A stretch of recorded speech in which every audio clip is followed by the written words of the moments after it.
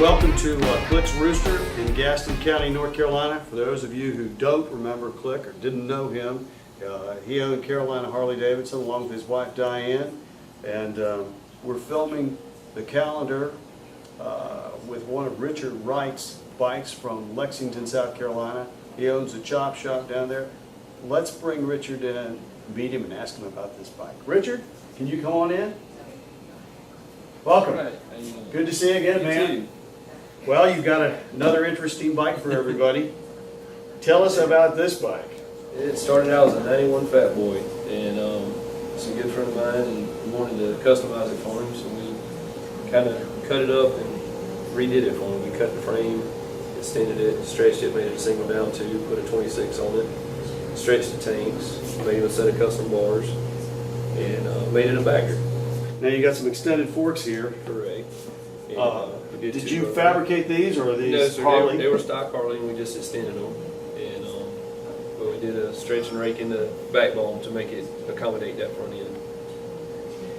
Now, when you do that, do you use Harley parts, or do you have to fabricate your own parts? No, we actually use some aftermarket parts on the front end itself. And we have a frame jig that we actually put the bikes in when we stretch and rake them. We don't do them on the floor. I know some shops would just cut a neck and put it back together, but we actually have a frame jig we put them in to make sure that bike can still run 100 miles an hour and go straight. So you've got the ability to do this in your shop in Lexington. Correct, yes, sir. All right. Well, tell us about some other special features. We made it as a custom set of bars and run all the wires and stuff through the handlebars. Made him a console and stretched the tanks on it.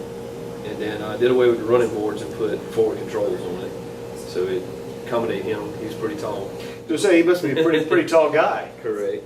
And then we decided we wanted to make it a bagger, so we put stretched hard bags on it and fabricated a rear fender for an overlay, and put his tail lights in the rear.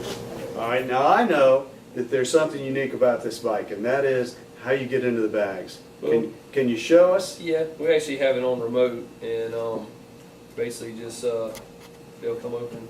Bill, that's starting to the little one. Small one. Okay. All right. Ready? All right, Richard, show us how these bags work.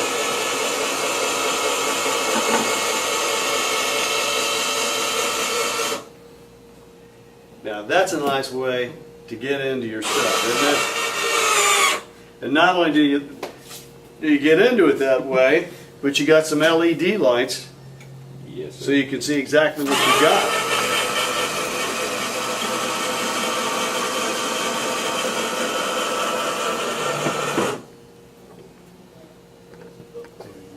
Now the problem is, if for some reason your battery and your LED quits working, you're going to be wearing your clothes for a long, long time. Yes.